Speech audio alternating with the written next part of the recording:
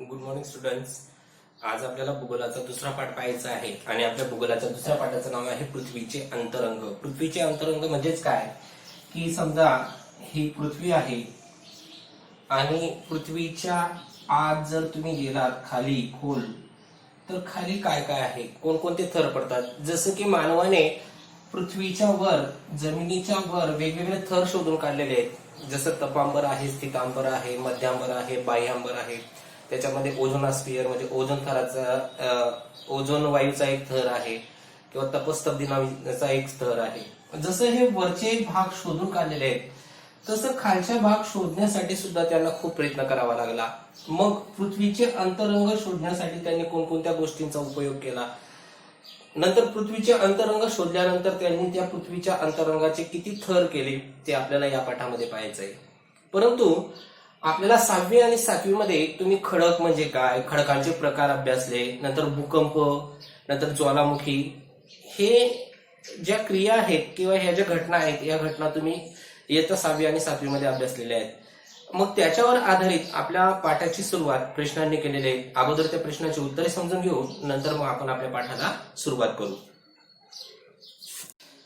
आपल्याला इथे पहिला प्रश्न विचारलेला आहे, भूकंप होतो म्हणजे नेमके काय होते. तर भूकंपाची व्याख्या आहे जमीन कंपन पावणे किंवा जमीन हादरणे म्हणजे भूकंप. जेव्हा भूकंप होते तेव्हा ज्या ठिकाणी भूकंप होतो त्या ठिकाणाची आजूबाजूची जमीन कंपन पावते आणि नंतर मग जीवित आणि वित्त हानी होताना दिसते म्हणजे भूकंप होय. दुसरा प्रश्न विचारलेला आहे, अग्नीज खडक कसे तयार होतात. तर आपण मागच्या इयत्तांमध्ये शिकलो की जमिनीतील लाव्हारस जेव्हा जमिनीच्या बाहेर येतो, जमिनीतील लाव्हारस जेव्हा जमिनीच्या बाहेर येतो आणि तो लाव्हारस थंड झाल्यानंतर जो खडक तयार होतो तो म्हणजेच अग्नीज खडक. तिसरा प्रश्न आहे, ज्वालामुखी म्हणजे काय. ज्वालामुखी म्हणजेच काय, जमिनीमधला लाव्हारस, त्याचं नाव आहे शिलारस. जमिनीमधला शिलारस जेव्हा जमिनीच्या बाहेर येतो त्या क्रियेला ज्वालामुखी असे म्हणत असतात. नंतर चौथा प्रश्न आहे, ज्वालामुखी उद्रेकादरम्यान कोणकोणते पदार्थ बाहेर पडतात. म्हणजे जेव्हा ज्वालामुखी होते तेव्हा ज्वालामुखी सोबत म्हणजे कोणकोणते पदार्थ बाहेर येतात. तर पहिला तर येणारच आहे लाव्हारस. लाव्हारस नंतर येतं पाण्याची वाफ, नंतर विविध प्रकारचे वायू, नंतर राख, नंतर दगडगोटे, नंतर त्या दगडांमध्ये असतात वेगवेगळे खनिजे. असे वेगवेगळे पदार्थ ज्वालामुखीच्या उद्रेकातून बाहेर पडत असतात. पुढचा प्रश्न आहे, हे पदार्थ कोणत्या स्वरूपात असतात. तर पदार्थाचे स्वरूप 3 आहेत. काही पदार्थ हे द्रवरूप असतात, उदाहरणार्थ लाव्हारस. काही पदार्थ हे वायुरूप असतात, उदाहरणार्थ वेगवेगळे प्रकारचे वायू किंवा पाण्याची वाफ. किंवा काही पदार्थ मग घनरूप असतात, दगड खनिजे वगैरे हे घनरूप स्वरूपाचे असतात. नंतर शेवटचा प्रश्न आहे की हे पदार्थ थंड असतात की उष्ण असतात आणि का. तर साहजिकच आहे, जमिनीतून जमिनीच्या आतून आल्यामुळे ते पदार्थ उष्णच असणार आहेत. का, कारण जमिनीच्या आत ही जसं तुम्ही खोल जाल तसं त्या ठिकाणी तापमान वाढत जातं. म्हणून जमिनीच्या खाली तापमान जास्त असल्यामुळे त्या ठिकाणाहून आलेले जे पदार्थ आहेत, लाव्हारस असो किंवा इतर पदार्थ, तर ते उष्णच असतात. मग आता आपण आपल्या पाठाला सुरुवात करूया. आता आपल्याला पाठाला सुरुवात करायची आहे, पण पाठाला सुरुवात करण्या अगोदर त्यांनी आपल्याला एक प्रयोग करून दाखवलेला आहे की तो प्रयोग तुम्ही घरी करून पहा किंवा तुम्ही ते पाहिलं पण असेल, जर नसेल तर मग तुम्ही करून पाहायचं आहे. हा प्रयोग दिलेला आहे की आपल्या पृथ्वीची निर्मिती कशी झाली, सूर्यापासून पृथ्वीची निर्मिती कशी झाली यासाठी हा प्रयोग आहे. प्रयोगाची पहिले कृती समजून घेऊ आपण. की एक पातेलं आहे इथे दिलेलं, या पातेल्यामध्ये दूध टाकायचं आहे आपल्याला. या पातेल्यात दूध टाका.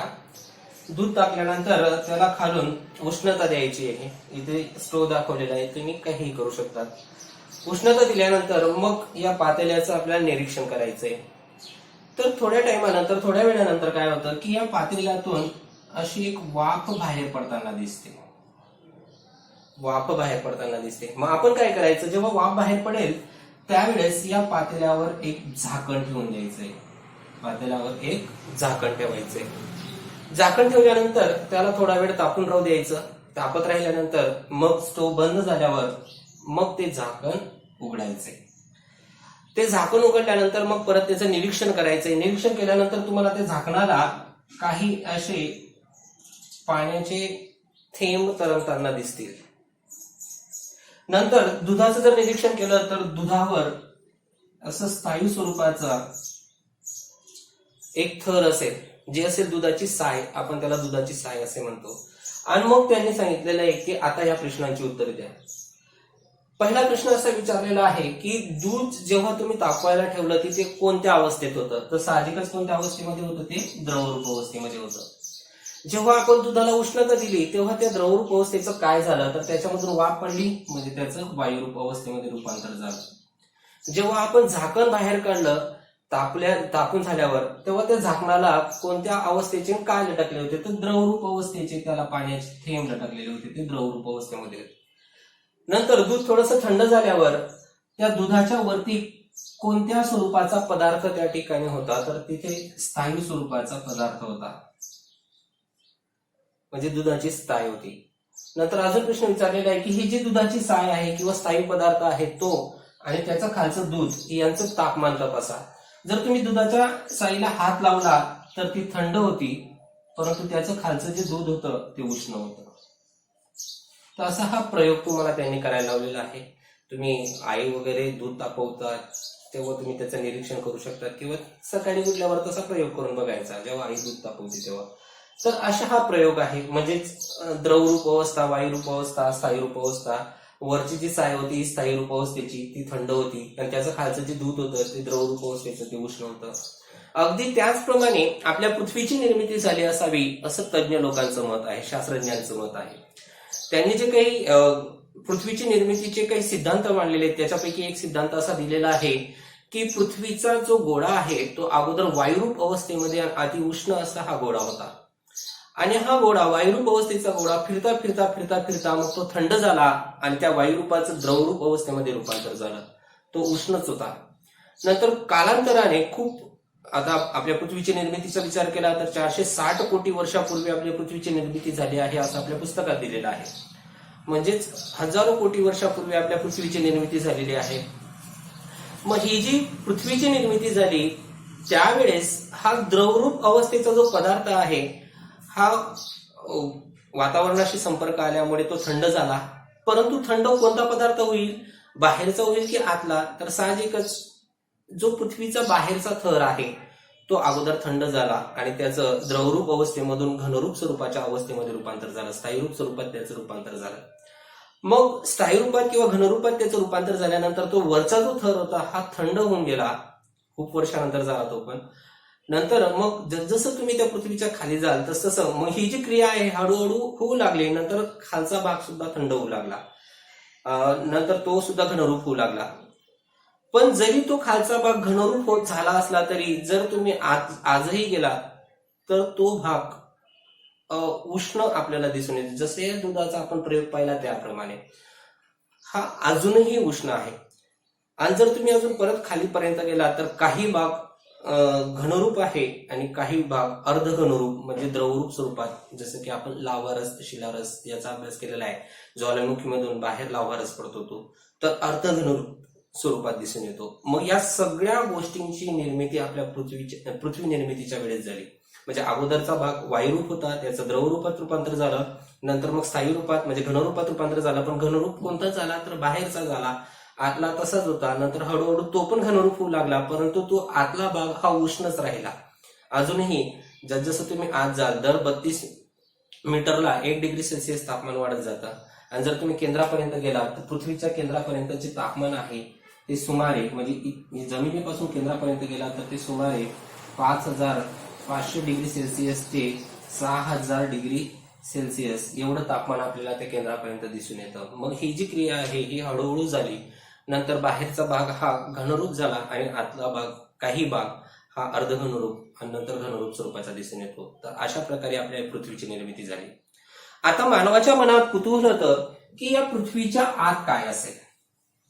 मग त्याने पृथ्वीचा आतला भाग शोधण्यासाठी खूप प्रयत्न केला की पृथ्वीच्या आतमध्ये किंवा या जमिनीच्या खाली जर आपण गेलो तर आपल्याला कोणकोणते पदार्थ मिळतील, काय काय मिळेल, कसं असेल. त्याच्या मनात कुतूहल होतं आणि त्याला ते शोधायचं होतं. जसं मानवाने पृथ्वीच्या बाहेरचे थर शोधून काढले, जसं तपांबर, स्थितांबर, मध्यांबर, बाह्यांबर हे शोधून काढले, तसं त्याच्या मनात होतं की आपण आतला भाग पण शोधायला पाहिजे. मग आतला भाग कसा शोधायचा? मग मानव प्रत्यक्ष गेला का तिथे? आणि जर गेला नसेल तर मग का गेला नाही? तर आपण पाहिलं की जसं तुम्ही आज जाल दर 32 मीटरला 1 डिग्री सेल्सिअस तापमान वाढतं. मग जर तो खूप आत गेला तर तापमान एवढं जास्त असेल की त्या ठिकाणी मानव जिवंत राहू शकत नाही. आणि नंतर खूप अडचणी येतात, मध्ये लावारस आहे, तापमान जास्त आहे, घनता जास्त आहे, खूप अडचण आहे, म्हणून मानव तिथे प्रत्यक्ष जाऊ शकत नाही. मग प्रत्यक्ष जाऊ शकत नाही तर मग त्यांनी शोध कसा लावायचा, काय करायचा आपण शोध लावण्यासाठी. तर त्यांनी वेगवेगळ्या गोष्टींचा अभ्यास केला आणि वेगवेगळ्या गोष्टींचा अभ्यास केल्यानंतर मग पृथ्वीचा अंतरंग शोधून काढला. मग कोणकोणत्या गोष्टींचा अभ्यास केला. तर उदाहरणार्थ सुरुवातीला मानवाने दगडी कोळशाच्या खाणी खोदल्या, म्हणजे तो खड्डा खोदत गेला. जेव्हा त्याने खाणी खोदल्या तेव्हा त्याला असं जाणवलं की जसजसं आत जावं तसतसं तापमान उष्ण असतं, तापमान जास्त असतं, म्हणजे उष्णता जास्त असते. या तापमानाचा अभ्यास त्याने केला, तापमानाचा अभ्यास केला. नंतर जमिनीच्या वरच्या मातीचा आणि जमिनीच्या खालच्या काही खोल गेल्यानंतर तिथल्या मातीचं वजन त्यांनी केलं, म्हणजे घनता त्यांनी काढली आणि त्यांनी घनतेचा अभ्यास केला. बघा कशा कशाचा अभ्यास केला, तापमानाचा अभ्यास, घनतेचा अभ्यास. नंतर ज्वालामुखी होतात, भरपूर ठिकाणी ज्वालामुखी होतात आणि ज्वालामुखीमधून कोणकोणते पदार्थ बाहेर पडतात ते आपण प्रश्नांच्या उत्तरामध्ये पाहिलंच की ज्वालामुखीमधून लाव्हारस बाहेर येतो. लाव्हारस थंड झाल्यानंतर अग्निस्खळग तयार होतो. लाव्हारसाबरोबर अनेक प्रकारचे वायू बाहेर पडतात. नंतर पाण्याची वाफ बाहेर पडते. नंतर राख असते ती बाहेर पडते. नंतर खनिज असतात जमिनीच्या आत ते बाहेर पडतात. या सर्व गोष्टींचा अभ्यास, त्याचं निरीक्षण मानवाने केलं. लाव्हारसाचा अभ्यास केला, खनिजांचा अभ्यास केला, पाण्याची वाफ असेल, विविध प्रकारचे वायू असतील, या सगळ्या गोष्टींचं निरीक्षण केलं, त्याचा अभ्यास केला. त्याचा सखोल अभ्यास केल्यानंतर मग त्याने पृथ्वीचा अंतरंग शोधून काढला, ज्वालामुखीचा अभ्यास. नंतर भूकंपाचा अभ्यास.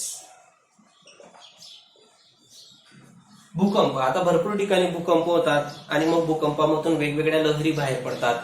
प्राथमिक लहर, दुय्यम लहर, भूपृष्ठीय लहर असे त्या लहरींचे प्रकार आहेत. या भूकंपाच्या लहरींचा अभ्यास त्यांनी केला आणि मग पृथ्वीचं अंतरंग शोधून काढलं. नंतर मानव खनिज तेल जसं की पेट्रोल, डिझेल, रॉकेल वगैरे हे पदार्थ जमिनीच्या बाहेर काढतो, जमिनीच्या आत आहेत ते बाहेर काढतो. मग विंधन छिद्रे, या विंधन छिद्राचा अभ्यास त्यांनी केला. तर अशा 5-6 गोष्टींचा अभ्यास केल्यानंतर मग मानवाने पृथ्वीचा अंतरंग शोधून काढलं. म्हणजे कोणकोणत्या गोष्टींचा, पहिलं होतं तापमान, जसं आत जावं तसं तापमान वाढत जातं. दुसरं होतं घनता, वजन मोजले त्यांनी त्या मातीची वगैरे. नंतर घनता काढली आणि त्या घनतेवरून त्यांनी मग पृथ्वीचा अंतरंग शोधून काढलं. ज्वालामुखीमधून पडलेले बाहेर पडलेले पदार्थ, ज्वालामुखीमधून जे जे पदार्थ बाहेर पडले त्याचा त्यांनी सखोल निरीक्षण केलं, अभ्यास केला आणि अभ्यास केल्यानंतर मग त्यांनी पृथ्वीचा अंतरंग शोधून काढला. नंतर भूकंपाच्या लहरींचा अभ्यास केला आणि त्यांच्यावरून मग त्यांनी पृथ्वीचा अंतरंग शोधून काढला. नंतर विंधन छिद्रे होते, त्या विंधन छिद्रांचा अभ्यास त्यांनी केला आणि विंधन छिद्राचा अभ्यास करून त्यांनी पृथ्वीचा अंतरंग शोधून काढला. आणि नंतर पृथ्वीचं अंतरंग शोधून काढल्यानंतर त्यांनी मग या पृथ्वीला 3 प्रकारची नावं दिली. इथे आपण पाहू शकता, व्यवस्थित निरीक्षण करा. पृथ्वीचं त्यांनी अंतरंग शोधून काढलं, जमिनीचा काही भाग काढतो, वेगवेगळ्या गोष्टींचा त्यांनी अभ्यास केला. पृथ्वीचा जो सगळ्यात वरचा थर त्यांनी जे नाव दिलं त्याला नाव दिलं भूकवच. भूकवचा खाली काही किलोमीटर खोल दुसरा थर त्यांनी तयार केला, त्याला नाव दिलं प्रावरण. आणि प्रावरणाच्या खाली अजून एक थर, त्याला नाव दिलं गाभा. जसजसं तुम्ही पृथ्वीच्या आत खोलपर्यंत जाल तसतसं तापमान वाढत जातं. तर पृथ्वीच्या केंद्राला तापमान किती आहे, तर पृथ्वीच्या केंद्राला तापमान आहे 5500 डिग्री सेल्सिअस ते 6000 डिग्री सेल्सिअस एवढं तापमान.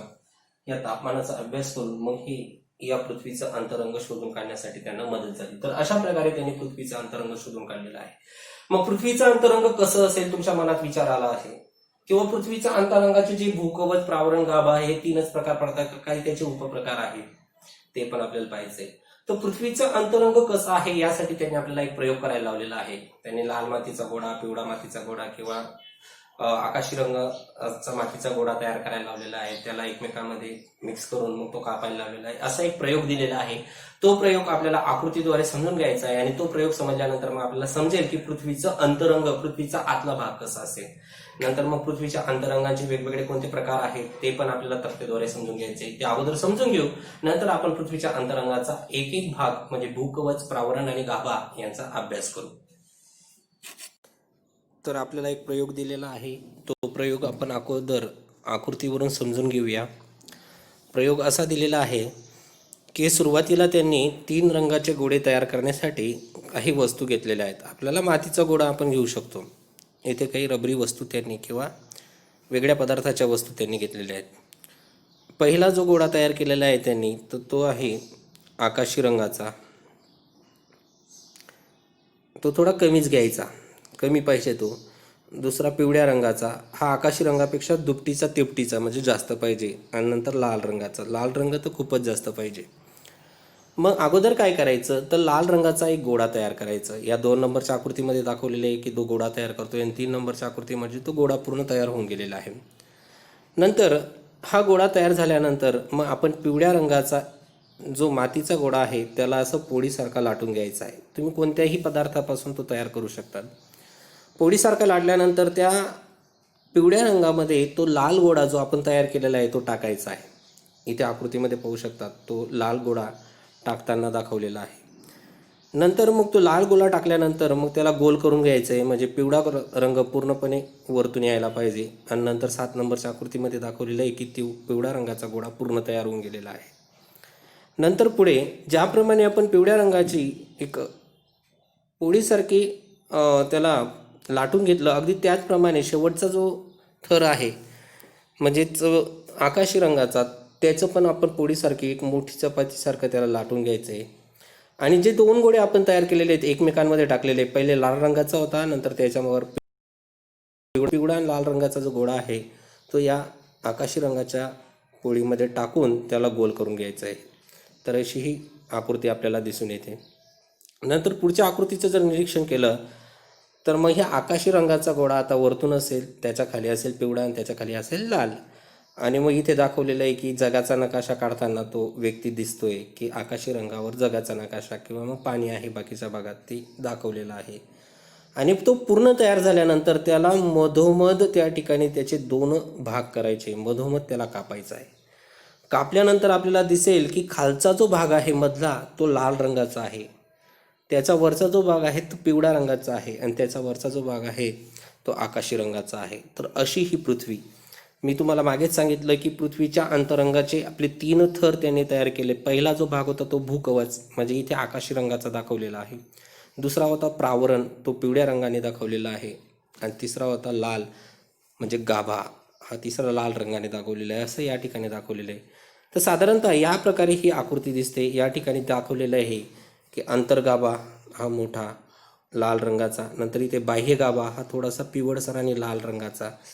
म्हणजे हे गाभ्याचे 2 प्रकार आहेत, अंतर्गाभा आणि बाह्य गाभा. नंतर प्रावरण, प्रावरणाचे पण 2 भाग आहेत. पुढील तक्त्यावरून समजेल आपल्याला. पिवळ्या रंगाचं प्रावरण दाखवलेलं आहे आणि इथे आकाशी रंगाचं कवच दाखवलेलं आहे. कवचाचे पण 2 भाग आहेत, खंडीय कवच आणि महासागरी कवच.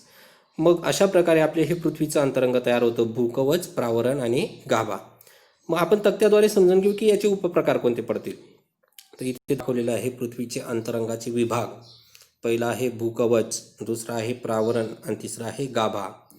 त्याचे पण 2-2 भाग पडतात. भूकवचाचे 2 भाग कोणते तर खंडीय कवच, उदाहरणार्थ खंड आहेत, 7 खंड आहेत, त्या 7 खंडाचं कवच खंडीय कवच. महासागरीय कवच, आपल्या पृथ्वीवर महासागर पण आहेत, 5 महासागर आहेत, जसं की पॅसिफिक आहे, हिंदी आहे, आर्टिक आहे, अटलांटिक आहे आणि दक्षिण महासागर. ते महासागराचं एक कवच आहे. तर असे भूकवचाचे 2 थर आहेत, खंडीय कवच आणि महासागरीय कवच.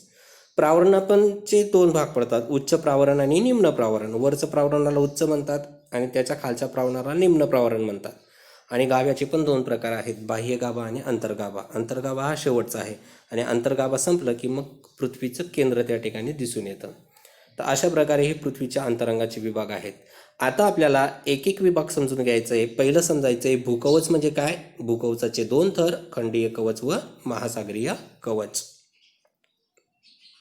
तर आपण आता खऱ्या पाठाला सुरुवात करूया. आपल्या पहिल्या मुद्दा आहे पृथ्वीच्या अंतरांगाचा, भूकवच. भूकवच म्हणजे काय आणि भूकवचाचे कोणते थर पडतात हे आपण अगोदर पाहिलं. आता भूकवचाची सखोल माहिती पाहूया. भूकवच म्हणजे काय? तो भूकवच या पृथ्वीच्या अंतरांगाची आकृती इथे दाखवलेली आहे. सगळ्यात वरचा जो थर आहे तो भूकवच, दुसरा जो थर आहे प्रावरण. प्रावरणाचे दोन प्रकार आहेत, उच्च प्रावरण, निम्न प्रावरण. गाभा तिसरा थर आहे, त्याचे पण दोन, बाह्य गाभा आणि अंतर्गाभा. तसे भूकवचाचे पण दोन थर पडतात, ते आपल्याला पाहिजे. पहिले भूकवच म्हणजे काय? तो भूकवच म्हणजेच जमिनीचा सगळ्यात वरचा जो थर आहे, जमिनीचा सर्वात वरचा थर, जो थर पाण्याने पण बनलेला आहे, जमिनीने पण बनलेला आहे. जमिनीमध्ये पर्वत, पठार, मैदान या तिघ भूरूपांद्वारे बनलेला आहे. म्हणजे जो थर सगळ्यात वरचा थर आहे, त्या सगळ्यात वरच्या थराला भूकवच असे म्हणतात. जमिनीचा सगळ्यात वरच्या थराला भूकवच असे म्हणतात. मग या भूकवचाची सरासरी जाडी किती? तर भूकवचाची सरासरी जाडी आहे 30 किमी म्हणजे किलोमीटर ते 35 किमी, 35 किलोमीटर. 30 किलोमीटर ते 35 किलोमीटर ही भूकवचाची सरासरी जाडी आहे. 30 ते 35 म्हणजे निश्चित नाही, कुठे जास्त आहे तर कुठे कुठे कमी आहे. मग कुठे जास्त आणि कुठे कमी कशी?